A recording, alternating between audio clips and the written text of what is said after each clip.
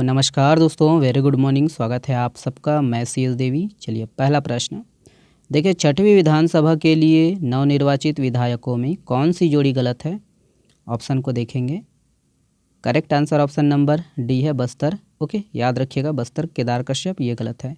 बाकी उपरोक्त तीनों ये सही हैं, है ना। दंतेवाड़ा से याद रखना है चैतराम अटामी, चित्रकूट से गोपाल गोयल और वहीं जगदलपुर से है ना किरण देव। ओके, याद रखिएगा दोस्तों कि ये आपका केदार कश्यप नारायणपुर विधानसभा से निर्वाचित हुए हैं और वहीं बस्तर विधानसभा क्षेत्र से बघेल लखेश्वर ओके विधायक पद पर निर्वाचित हुए हैं। ओके, नेक्स्ट प्रश्न ये है, देखिए निम्नलिखित में से किस पुरातात्विक क्षेत्र में 2 निजी संग्रहालय है?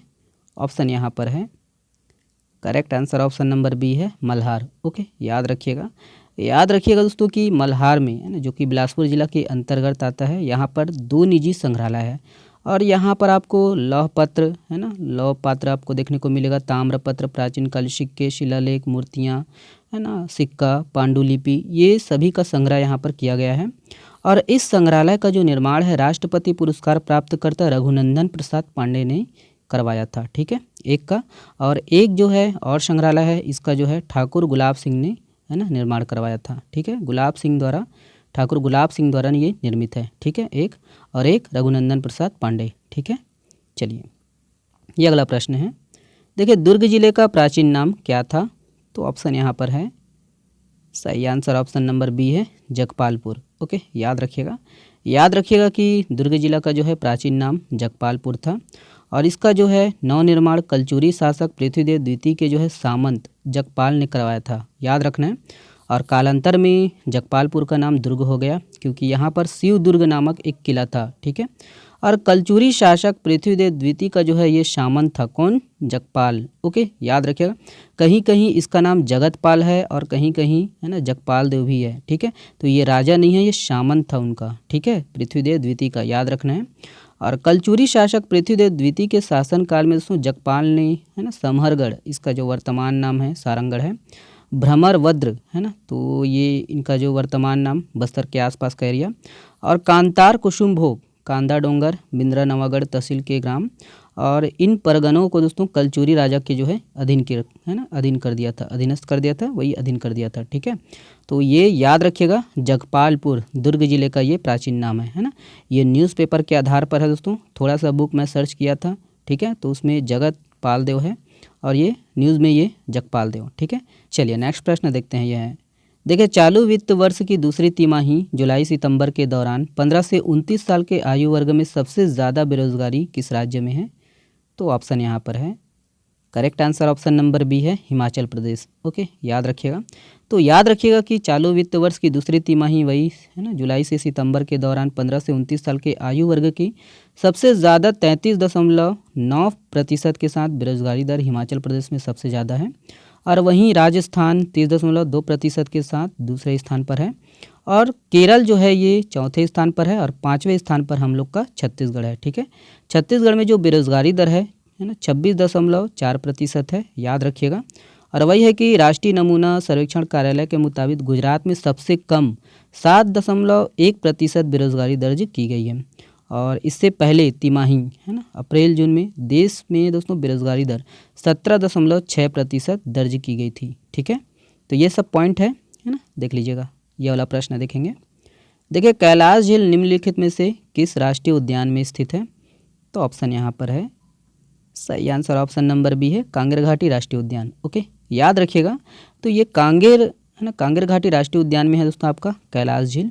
और वही है कि इको पर्यटन को बढ़ावा देने के लिए फ्लोटिंग राइड है ना, ये राफ्ट राइड जो है शुरुआत होने वाली है इसमें।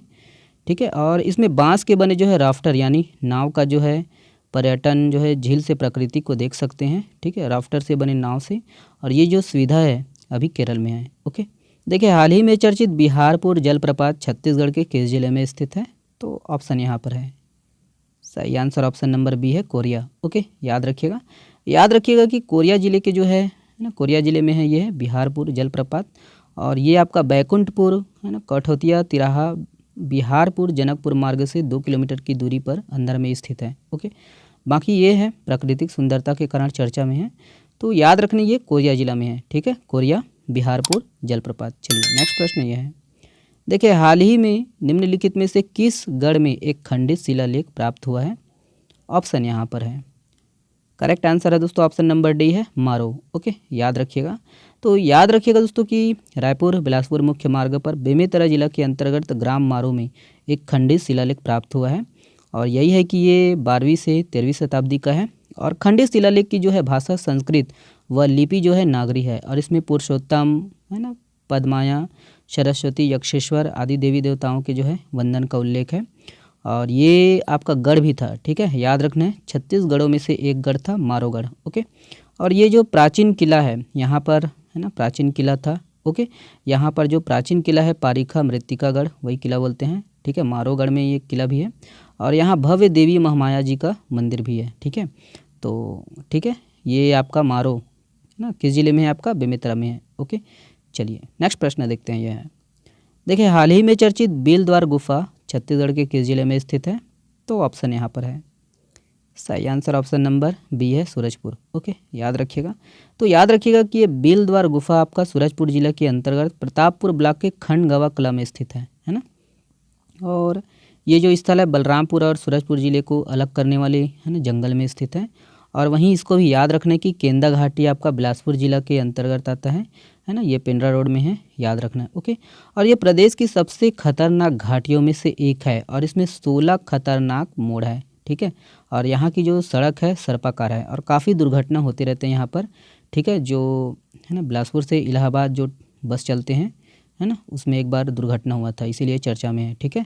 तो याद रखना है इसको। ओके, किस जिले में है? देखिए निम्नलिखित में से किस पहाड़ी का नाम चंदेला, कुहकी, मुड़ फोड़वा और सुआ पहाड़ी भी है? ऑप्शन यहाँ पर है। सही आंसर ऑप्शन नंबर ए है सूतिया पाट। ओके, याद रखिएगा। तो याद रखिएगा कि सूतिया पाट कवर्धा जिला में स्थित है और सूतिया पाट मैकल पर्वत श्रेणी की जो है सबसे ऊंची पहाड़ी है और इसीलिए इसे राजा भी कहा जाता है। और सूतिया पाट को सूतनीन पाट, चंदेला, कुहकी है ना, मुड़ फोड़वा और है ना सुआ पहाड़ी ये है, ठीक है, सुआ पहाड़ी भी कहते हैं।